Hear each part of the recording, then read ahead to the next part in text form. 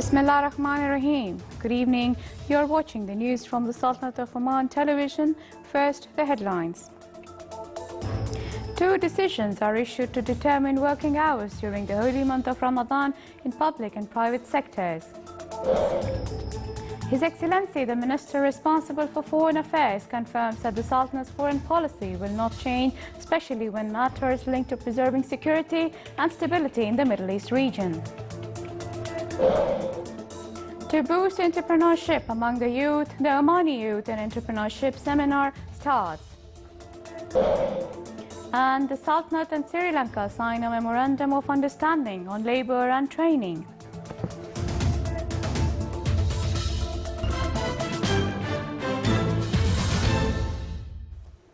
Those were the headlines. Now for the news in detail. His Majesty Sultan Qaboos has sent a cable of greetings to His Highness Duke Henry of Luxembourg on his country's National Day. His Excellency Yusuf bin Alawi bin Abdullah, Minister responsible for Foreign Affairs, confirmed that in the Middle East region issues with no doubt that the Sultan had provided assistance needed by the United States of America in all stages of crisis that swept the region since Afghanistan crisis and until now, mentioning that the Sultan's foreign policy will not change, especially when matters linked to preserving security and stability in the Middle East region and other regions. His Excellency Sayyid Khalid bin Hilal bin Saud al-Busaidi, Minister of Diwan of the Royal Court and Chairman of the Civil Service Council, has issued a decision declaring that official duty at ministries, public authorities and other units of the state's administrative apparatus during the holy month of Ramadan will be from 9 a.m. to 2 p.m. His Excellency Sheikh Abdullah bin Nasir al-Bikri, Minister of Manpower, issued a ministerial decision reducing working hours for Muslims during the month of Ramadan to 6 hours per day or 30 hours per week in a private sector companies and establishments.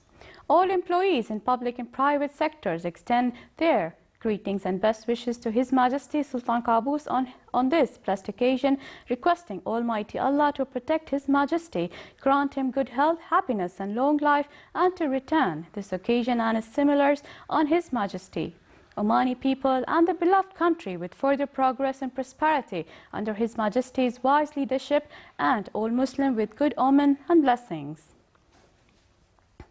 Omani Youth and Entrepreneurship Seminar commenced in the Governorate of Dhofar under the auspices of His Excellency Dr. Ali bin Masood al-Sanaidi, Minister of Commerce and Industry. The seminar aims to boost entrepreneurship among youth and acquaint with international experiences in this aspect. Specialized academic experts from the Sultanate, Saudi Arabia and United Arab Emirates took part in the seminar held at Crown Plaza Resort in Salalah. It is organized by Oman Chamber of Commerce and Industry in cooperation with Middle East Center for Consultancy and Social Studies.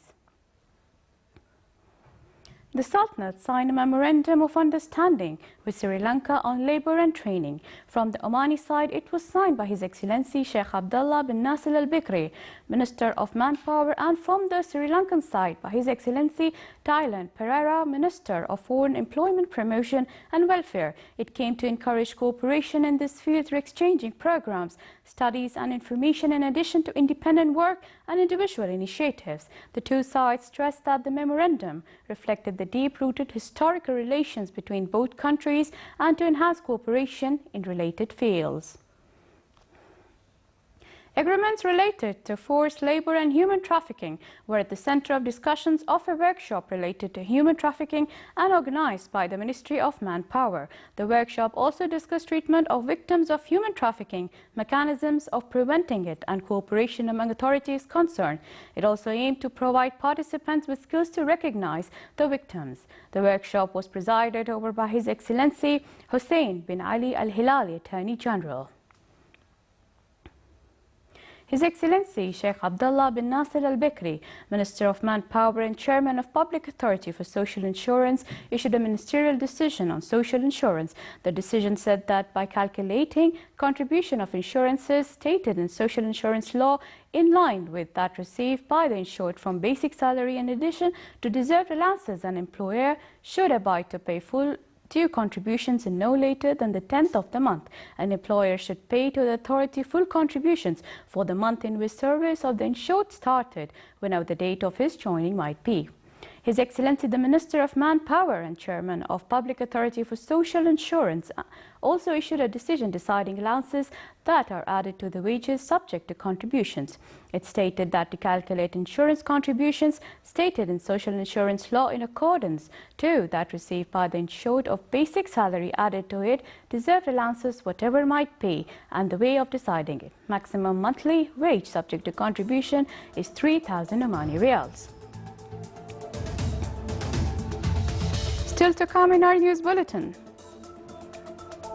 A voluntary campaign to clean mosques was organized in the Wilaya of Al-Buraimi.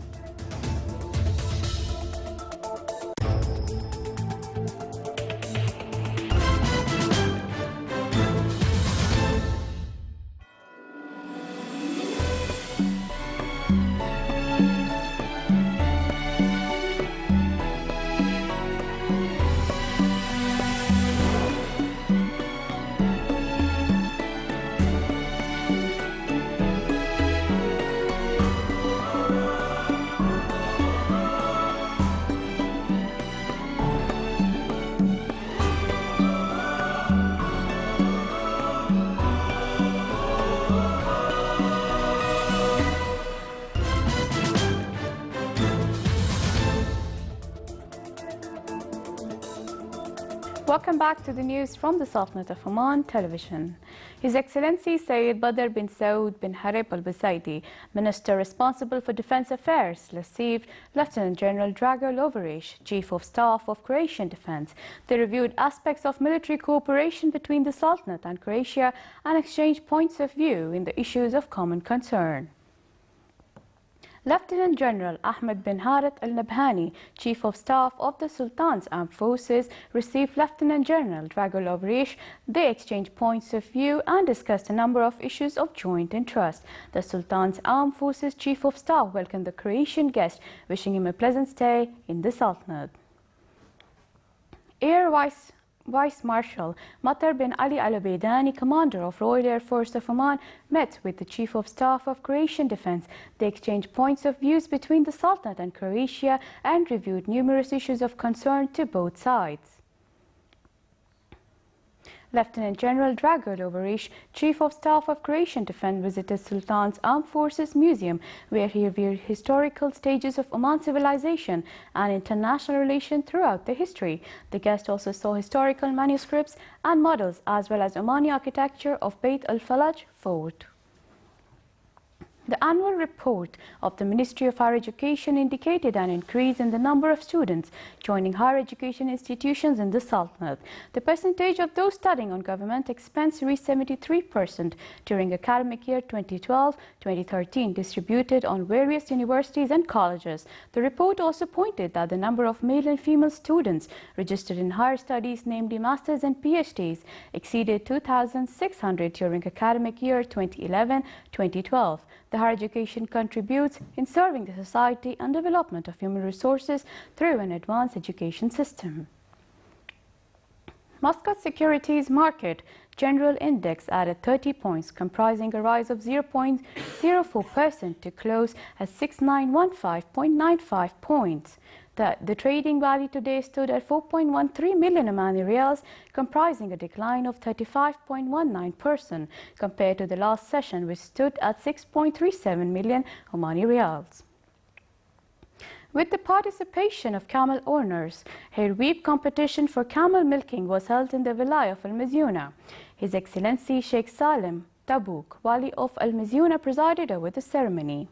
Al-Mahalaba camel milking competition witnessed a tough competitive spirit among the camel owners. The competition aimed to preserve Omani heritage and to encourage camel owners to preserve good offsprings.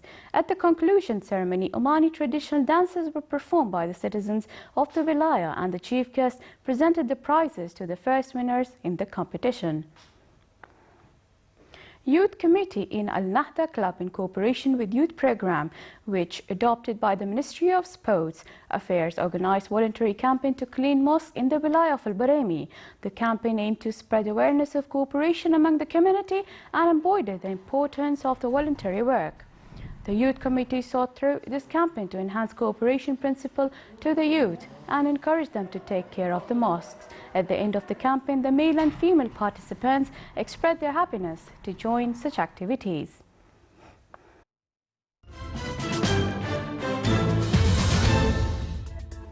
Now for the general weather forecast. Partly cloudy skies will prevail over the coastal areas of the Governorate of Dhofar and nearby mountains with chances of drizzle. Rest of the Sultanate will have clear to partly cloudy skies over the coastal areas of the Governorates of South Sharqi and Wusta. Winds will be in southwesterly, moderate to active along the southeastern coast, while it will be southerly to southwesterly, light to moderate along the rest of the Sultanate.